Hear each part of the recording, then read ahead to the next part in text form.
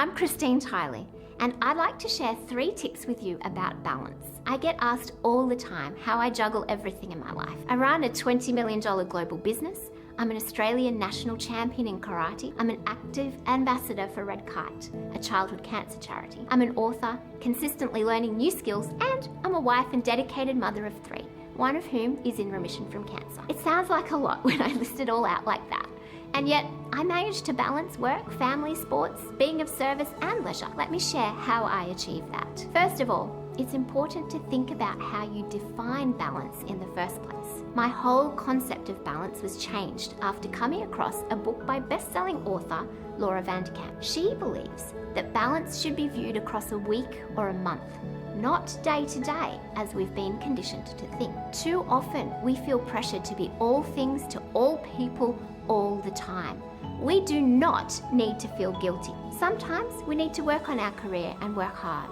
Sometimes we need to be with our children and play and learn and parent. I learned that it's okay to get off the old merry-go-round of feeling guilty when I was working because I wanted to be with my children, and also feeling guilty when I was with my children because in the back of my mind I felt like I should be working. I made the quote, "Be here now, be someplace else later," by David Bader my mantra.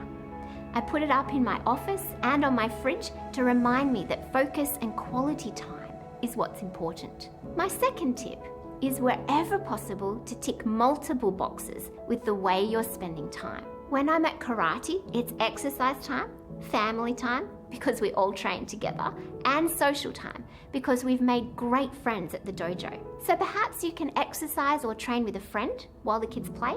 Or instead of meeting a friend for coffee, why not meet up to go for a walk instead? My third tip is that delegation and outsourcing are vital. I do the tasks in my business that only I can do, where I add value. But everything else I either delegate or pay someone else to do. People often say that they can't afford to do that, or that they'll do that when they're making more money. But I started doing this very early in my business.